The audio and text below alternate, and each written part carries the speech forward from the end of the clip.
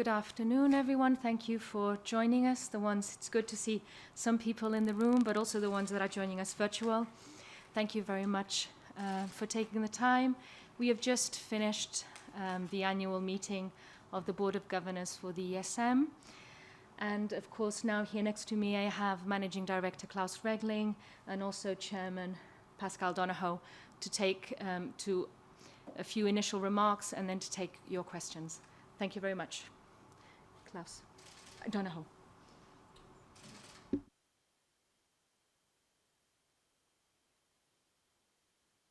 In person, and thank you all for attending our press conference. Just a few words from me. While I've had many opportunities to attend these annual meetings in recent years, it was my first time participating as Chair of the Board of Governors, and I just want to thank Klaus and all of his staff for not only a very effective and well-organised meeting, but also for their contribution to Europe over the last 12 months. I want to thank in particular the Managing Director of the IMF, Kristalina Horheva, for attending the meeting virtually today and for her really interesting appraisal regarding where we stand now and for the role of organisations such as the ESM in supporting a recovery here in Europe and across the world.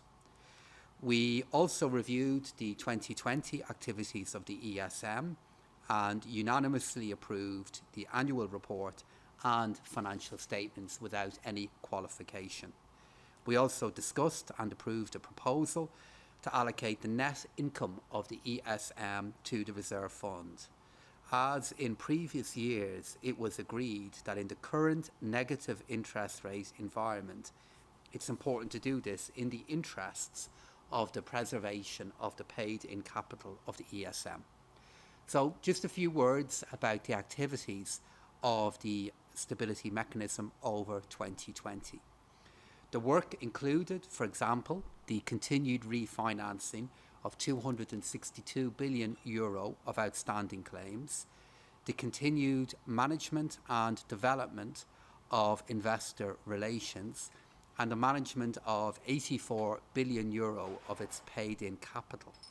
Throughout the year, the ESM continued to work on its comprehensive risk management system, its early warning system for countries that have exited programmes of financial assistance, and it undertook follow-up work to recommendations from the previous evaluation report on financial assistance to Greece, which was published last June. In the face of the pandemic, the ESM was capable of adopting its existing instruments even without amendments to the treaty, which we expect to enter into force by next January. We saw an outstanding level of cooperation and flexibility across the political and institutional environment in the European Union, resulting in a coordinated Eurogroup response and agreement last April in relation to the three safety nets. That for workers, which is SURE, for businesses, which is the EIB Pan-European Guarantee, and then for sovereigns in the ESM Pandemic Crisis Support. Based on an existing precautionary facility of the ESM, the Enhanced Conditions Credit Line, the ECCL, makes available through the Pandemic Crisis Support Instrument a credit line with a total value of €240 billion on favourable financial terms to countries who may need it. Throughout 2020, the ESM also enhanced its activities in the area of environmental, social and governance investment.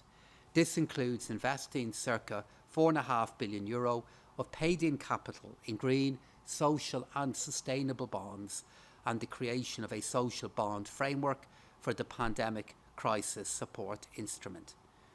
The ESM also joined the European Commission's Platform on Sustainable Finance as an observer and continued its membership to the ICMA Social Bond Working Group. And I look forward to seeing the development of this really important work stream in the ESM over time. We're also, it should be noted, at an important point in the development of the ESM. The reform of the ESM Treaty, signed in January, is a crucial stepping stone on our path to strengthen the EMU and an important complement to our efforts in supporting economic recovery. It will boost confidence in the euro.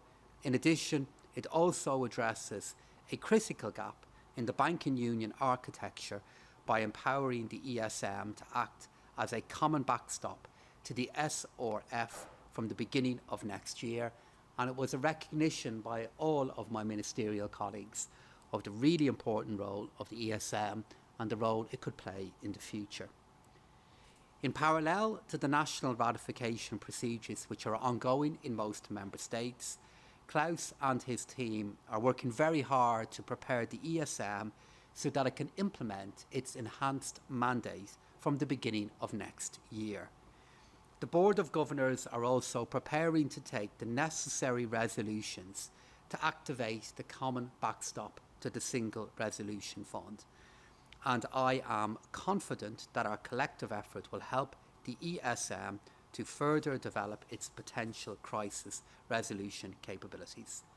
Before I hand over to Klaus, I just want to say a few words about today's Eurogroup meeting as well. The main feature of our discussions, which will take place in inclusive format this evening, are about the future of the banking union. This is a really important work topic for me and for the Eurogroup, into which a huge amount of effort has gone in now in recent weeks and months. We've made a lot of progress, and we have made progress that I do believe sets the scene for agreement at a later point. But if I look at the mandate which I received and which I set for myself too, of agreeing to a work plan that is credible and that is ambitious and creates the momentum to action and agreement, with that spirit, we will return to our work later on in the year to, at that point, make agreement on a work programme. And I'll be thanking all of my colleagues in the Eurogroup for the spirit and the work that went on to get to this point. But we will be recommitting ourselves to the continuation of that work and to agreement at a later point. There'll be two other important debates which we'll have today. First, we'll discuss the economic outlook of Greece and its progress with reform implementation. It's really been excellent, particularly in light of such challenging circumstances. That is why I am confident that the Eurogroup will confirm the release of a further tranche of debt relief in Greece's favour. We'll also take stock of Bulgaria and Croatia's accession path to the euro. The Bulgarian lev, the Croatian kuna, were included in the ERM2 almost 1 year ago. Our colleagues in Bulgaria and Croatia have put a huge deal of effort into getting to this point, and both governments are in the process of implementing the reforms that are needed to allow them to meet the necessary requirements to become members of the Eurozone. And I look forward to hearing presentations from both of my colleagues in relation to their work. So, although there is still some way to go, let me just conclude my remarks by emphasising how much the prospect of having 2 new members joining our community is an important reminder of the success of our currency, the second largest in the world, and a really clear symbol of our commitment to a shared vision for the future. Thank you.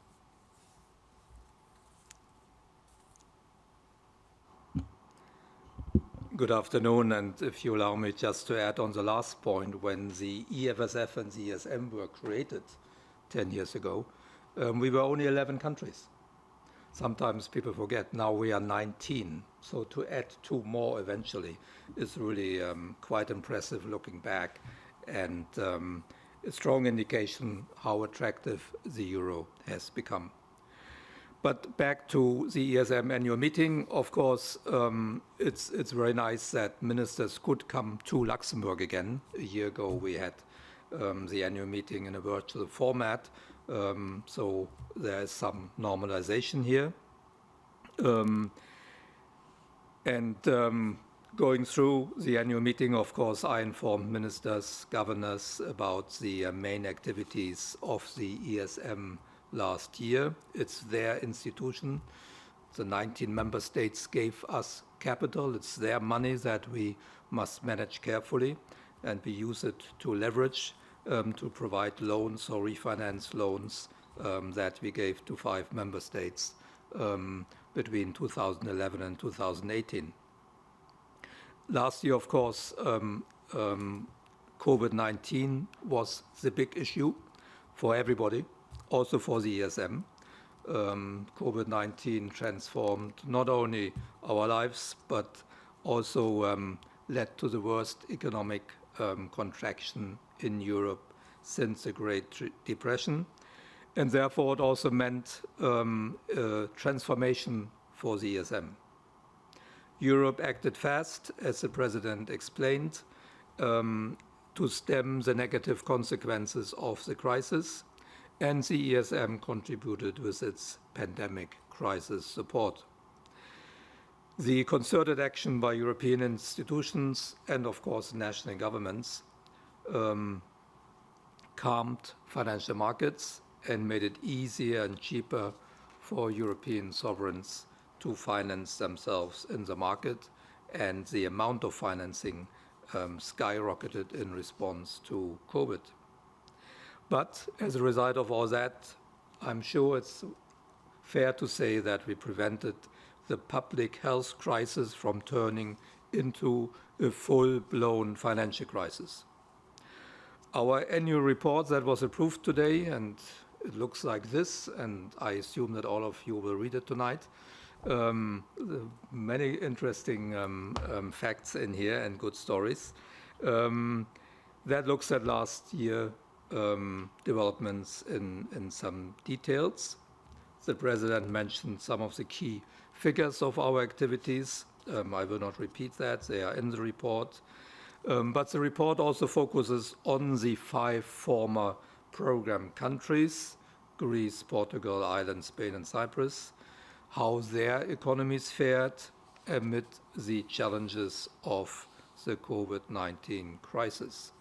The EFSF and the ESM together disbursed almost 300 billion euro in loans to these 5 countries, a bit more than 2/3 of that to Greece alone. Most of that money is still outstanding in these countries, and therefore developments in these countries are obviously important for us because we are the largest creditor of these countries. The report also mentions the reform of the ESM. The President talked about that. I think they are indeed important. They give us additional work to do, and we are preparing ourselves for that. The ratification process is ongoing. It started in February this year. 1 country, Slovakia, has already completed its formal ratification procedure. In Germany, the Bundestag decided positively on the ratification last week. Next week, the second chamber will vote, and I'm very sure they will also vote positively. Austria has already done it, and in the Netherlands, the parliamentary debate is also underway. And several other countries are very close to completing the procedure, and we expect the ratification process to be completed before the end of the year, so that the backstop can become operational early next year, as was decided. During the pandemic, the ESM also cooperated closely with our international peer institutions. In particular, we kept close relations with the other regional financial arrangements, the RFAs, and with the International Monetary Fund. Kristalina Georgieva, as you heard, the Managing Director of the IMF, joined this year's annual meeting and talked about how, in response to the pandemic crisis, the RFAs and the IMF intensified their exchange. If anything, the experience of the pandemic crisis has taught us that Europe needs to be prepared for unforeseen shocks. The ESM is the regional financial arrangement for the euro area. while other world regions have their own RFAs. Together, they are the regional lines of defense in the global financial safety net. The combined lending capacity of all these RFAs is actually slightly larger than the lending capacity of the IMF. And that already indicates why we need to work closely together to make it effective. With the pandemic crisis support, we have shown that we can adapt our toolkit to changing circumstances, and after ratification, the amended ESM treaty will make the euro area more resilient to future shocks. Through its bond issuance, the ESM will continue to provide safe euro assets to investors, like the EIB and the European Commission.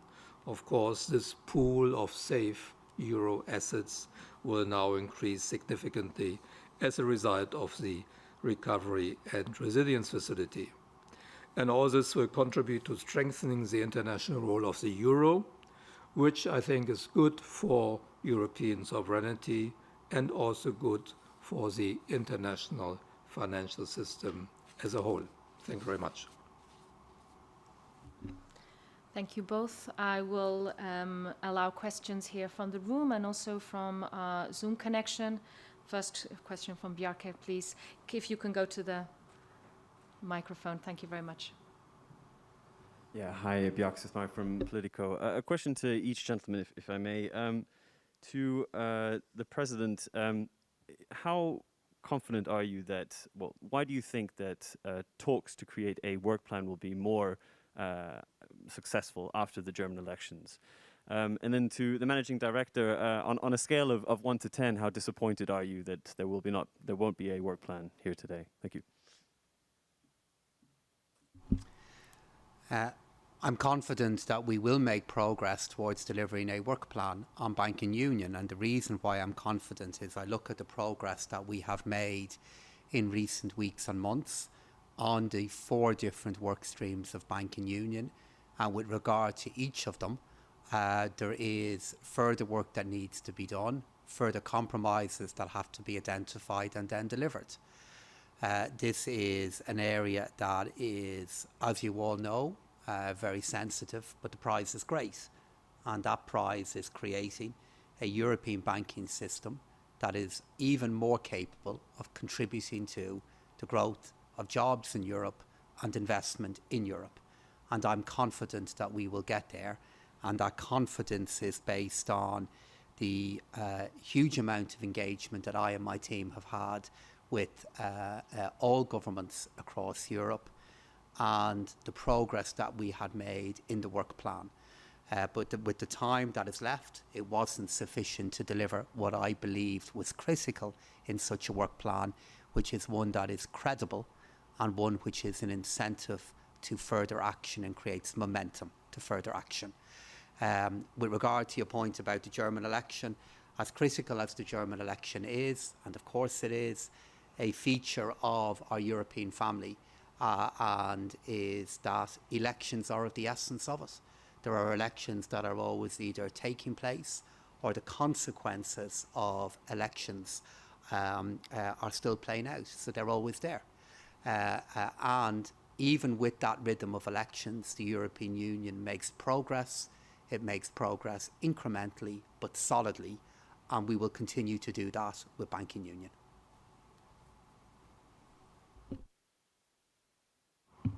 Not much to add, because I have worked for 40 years on European integration, and I've seen it many times that one is disappointed because things don't move as quickly as one would like, but then they move in the end, and the work continues, and a lot of work has already happened, and we have seen tremendous progress. 10 years ago, nobody knew what a banking union is. The term was invented in 2012. And since then, we have created a single European supervisor, which was unthinkable when monetary union was created. We have a resolution framework and an institution that is in charge of that. Now it was decided that the ESM would provide a backstop to that Single Resolution Fund. So there's tremendous progress, but we know there are some gaps left, and I'm sure we will close those gaps in the next few months. Well, we will not close the gaps, but we will agree on a work plan how to close the gaps, to be more precise. Thank you. I see some hands raised also on our remote connection. First is Maria Psara. Please, you can ask your question. Thank you. Hello from Brussels. I'm Maria Psara with Open TV. I have two questions on Greece, of course, if I may. The first one is, from what I can read in the report, there are some warnings to Greece about the return to fiscal discipline after the end of the pandemic. So my question is, what is expected to happen in 2023 on the commitments that Greece has signed, such as the primary surplus? When do you expect this negotiation, this conversation to take place, and in what context? And one more question, please. Now, as of today, Greece has both enhanced surveillance and a recovery fund. So I would like to ask you both if you are worried about some overlapping, and if the conditionality on the enhanced surveillance could somehow affect the recovery fund, be affected by the recovery fund. Thank you.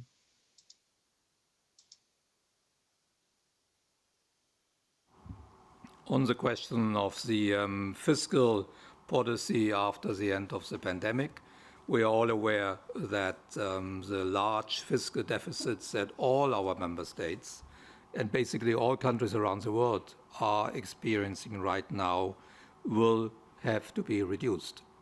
Some of that will happen actually automatically in all European countries, because the countries put in place temporary measures in their fight against the economic consequences of the pandemic. And as these temporary measures expire, there will be an automatic reduction in fiscal deficits. And that's also true for Greece to a large extent, because almost all of the measures that were put in place since March last year, when the pandemic hit, are temporary. So when they expire, automatically the Greek fiscal situation will improve quite significantly, actually.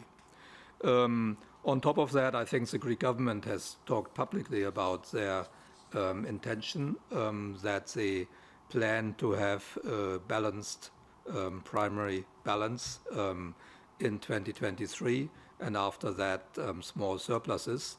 I think that is the right direction. The fine-tuning and the budgetary measures needed behind that, of course, have not been discussed so far, because there's some time. We all agreed that the general escape clause of the Stability and Growth Pact will continue to be in place next year. But then next year we will think about the subsequent years. But I think so far what I hear from the Greek government, and I had another meeting with the finance minister Staikouras yesterday afternoon at the ESM, seems to be moving in the right direction. And Maria, just to deal with your second question, I mean, firstly, we will be confirming later on today further positive news with regard to Greece, which is a recognition of the continued progress that the Greek government, that the Greek people have made in the most challenging of circumstances. And Minister Staikouras will be giving all of us a presentation later on, updating us on the work that he and the government have done and the further work they plan to do in the future. And it's a sign of the confidence that we have in those efforts, and also a recognition of a success of their efforts to date, that the process will continue this afternoon in relation to further debt relief for Greece.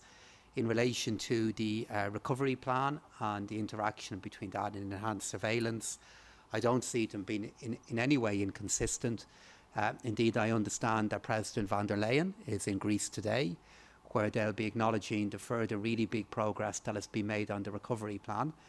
Minister Stoukuris has given us a presentation on the Greek recovery and resilience plan, and the Commission have evaluated that against the criteria of the RRF, and I think that process is going really well. So today is just another very important step in the very positive progress that has been made. Thank you. I have another question from the room, and then I will go back to our Zoom link. Thank you.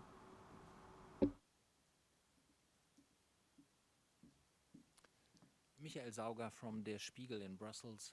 The Commission has already begun to spend the money from the Recovery and Resilience Fund now to the national governments. What is your opinion about the process and about the effects this money will have on the European economy? So I think the process has been very, very thorough and has been a very good execution by the Commission of the mandate that they received from the European Council for that really significant decision about setting up the Recovery and Resilience Fund. And I say that for two reasons. Firstly, putting on my hat as Minister for Finance of Ireland, and also talking about this process with many other finance minister colleagues.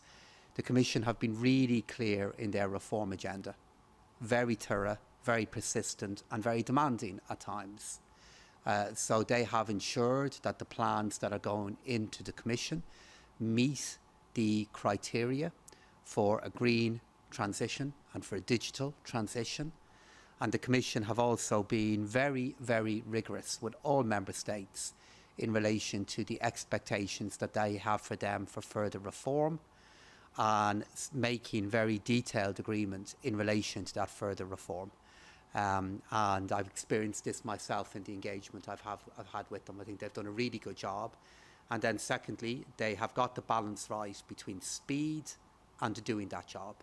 So to be in a place now where in a number of weeks, really important decisions will be taken about the adoption of RRPs is really good progress at exactly the time in which the European economy needs it. In relation to the impact that they will have on the euro area performance, particularly across 2022, as you know, the Commission have revised upwards the growth forecast for the euro area for both this year and for next year. But I continue to believe that these plans are going to give a real boost to employment recovery and investment in the euro area at exactly the time the euro area will need it. Because what you are seeing is really strong national measures last year and this year propel a recovery enabled by the safety nets that Klaus and I touched on earlier on. And it is at the point in which national governments begin to make changes in those national support plans that that funding from the recovery fund will begin to become available. And I think the scale of that funding and the timing of that funding is all happening at exactly the point governments will need it. So I think they've got the balance right. It's been a demanding process and they've executed it really well under a lot of time pressure.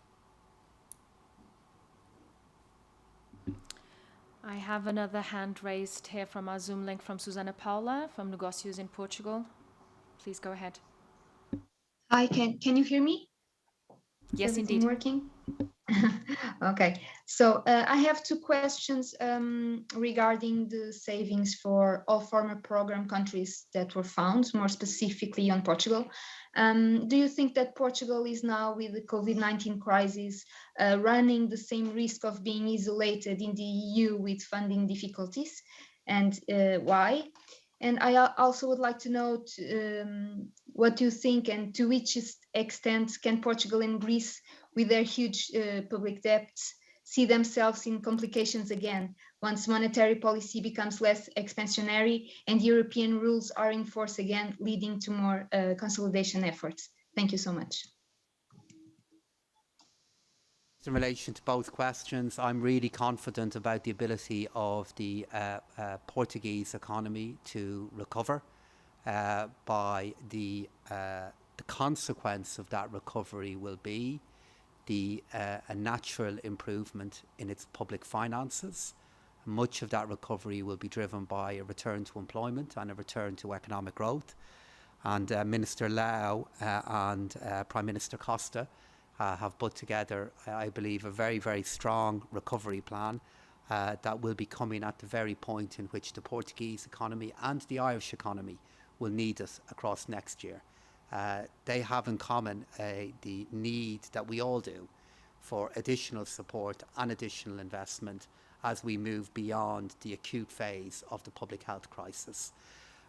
So I and my colleagues have very strong confidence in the ability of the Portuguese economy to recover and believe, as I said, that the recovery plan will make a strong contribution to it, and that of itself will drive the kind of change in public finances that will help with the other challenges that they and many other countries face at the moment.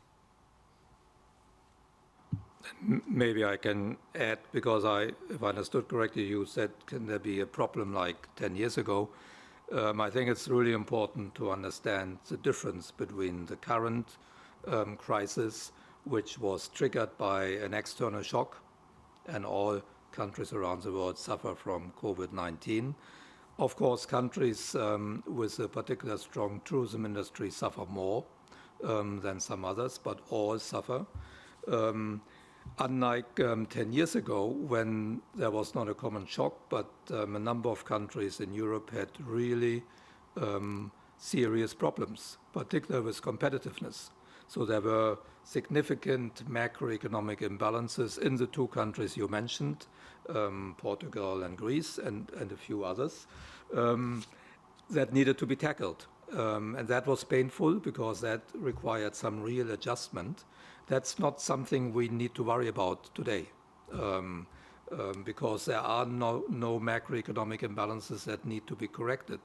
We had to find the right response to this external common shock.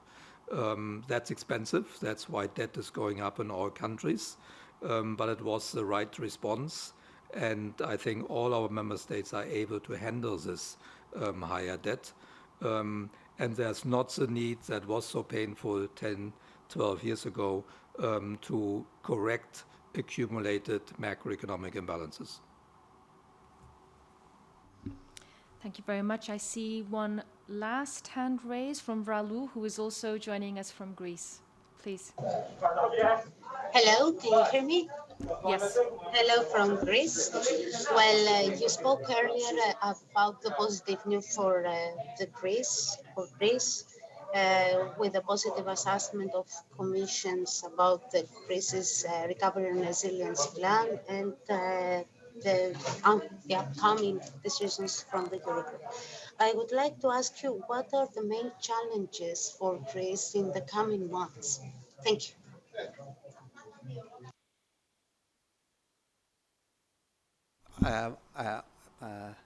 The Greek economy, like many other economies across the European Union, of course face challenges in relation to how tourism can recover, in relation to how travel can recover. And for many economies, from the Greek economy to the Irish economy to other economies across the euro area, we of course do see very active summers as being an important part of our economic recovery as tourism recovers and as travel recovers. And this is a shared challenge that we face. It's a shared challenge as Europeans feel safe to travel again, and ensuring that the access is there for them to actually do that travel, as in turn our aviation industry begins to recover. But I have every confidence in the ability of the Greek economy to be able to confront and overcome those challenges. The work that the Greek government, Minister Stachouris, and the Greek people had been doing meant that when this awful disease hit Europe and hit Greece, much change had already happened. Huge improvements had taken place in their national finances.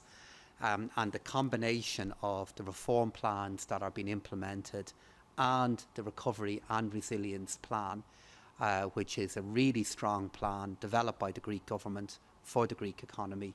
The combination of both, I believe, will drive the Greek economy to the restoration of economic growth. No, absolutely. Greece has to deal with problems that all our countries face, and they know that, and they are working on that. Given that tourism is so important for the Greek economy, it's a bit worse before the old numbers are back, and that will not be this year.